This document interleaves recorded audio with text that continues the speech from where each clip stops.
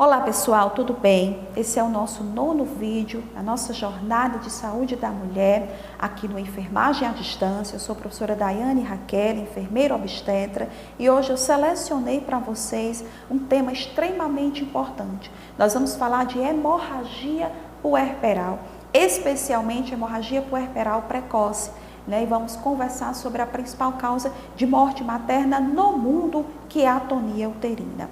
Então vamos compreender o que é a atonia uterina e por que ela ocorre em algumas mulheres. Nós temos a função necessária e eminentemente ali presente do útero durante todo o processo de parto e nascimento, o período gestacional, parto, nascimento e puerpério, que é de manter contração uterina. Então, o útero ele é órgão eminentemente contrátil, ele mantém contração de gestação para manter a gestação, de parto para expulsar o concepto, No terceiro período, ele mantém contração para expulsar a placenta e nas primeiras horas que sucedem e até os 10 dias ali de puerpério, ele mantém-se contrátil, mantém com a sua função contrátil, mantém-se contraído para prevenir hemorragia puerperal precoce, quando nas primeiras 24 horas, tardia, quando após as primeiras 24 horas de parto, Então, quando nós assistimos ao evento parto, estamos dando a nossa assistência durante o trabalho de parto e parto, nós temos que observar esse padrão de contração.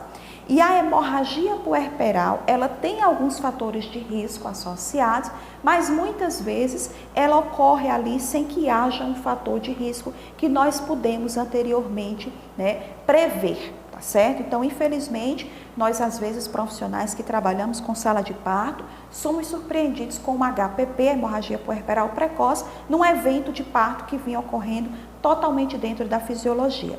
Então, toda perda sanguínea que supere 500 ml no parto normal e 1 litro, 1000 ml no parto ou numa operação cesariana, melhor dizendo, é definido como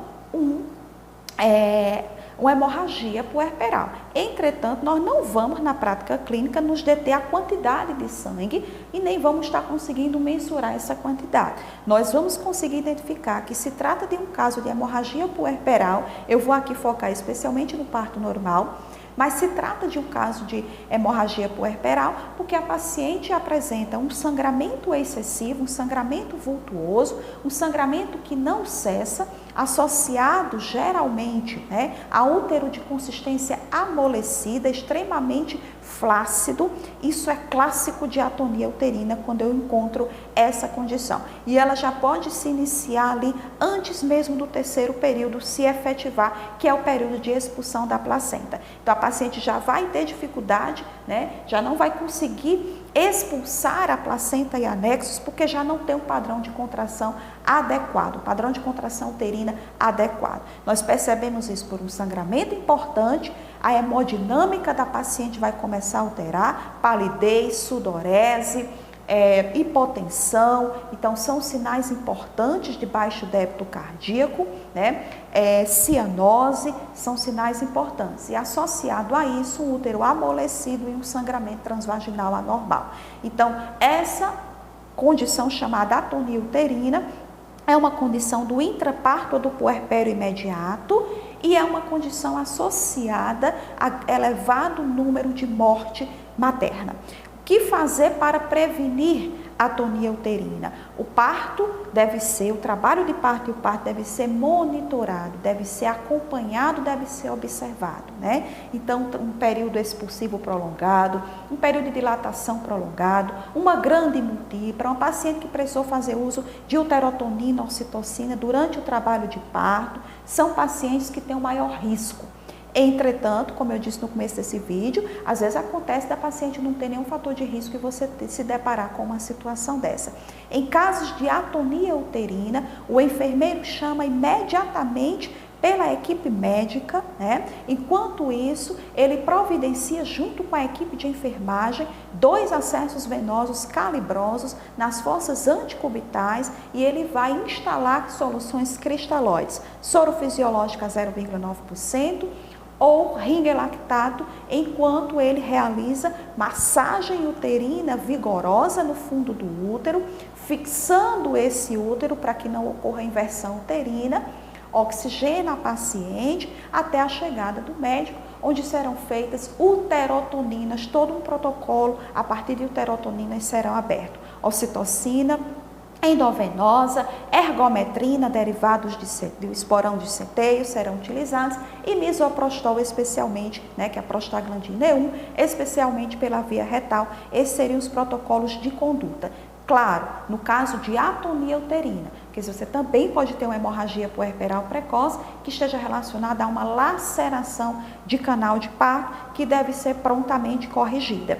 Então, nós falamos aqui de HPP, principal causa de morte materna no mundo, e que a assistência especializada, humanizada, baseada em evidência científica, o monitoramento do trabalho parturitivo, da dilatação, do apagamento, da progressão fetal, são extremamente necessários para a gente prevenir a ocorrência dessa hemorragia. E na sua ocorrência, na sua presença, abre mão de protocolos institucionais que garantam que essa paciente tenha uma assistência individualizada, adequada, onde cada minuto que essa paciente fica ali com uma perda de sangue excessiva é extremamente danoso, extremamente crucial, para que essa paciente venha a óbito por essa condição. Então, toda a equipe deve estar ciente do protocolo de HPP, as drogas devem estar de prontidão, cirurgião, centro cirúrgico, UTI deve estar ali também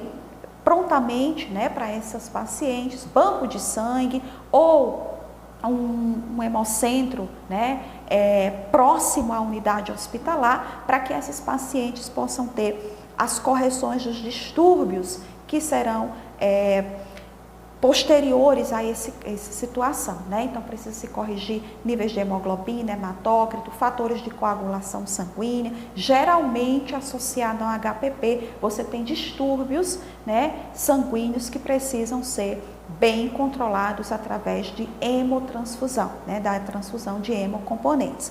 Bom, esse foi o nosso 9º dia aqui dessa série de vídeos da Jornada de Saúde da Mulher. Nós abordamos um assunto importantíssimo, HPP. Procurem ler mais sobre isso, estudar mais sobre essa condição tão importante, e que leva a óbito as mulheres durante o trabalho parturitivo, na verdade, mais durante o período de dequitação e durante a primeira hora de puerpério. Muito obrigada pela atenção de vocês e até o nosso próximo vídeo.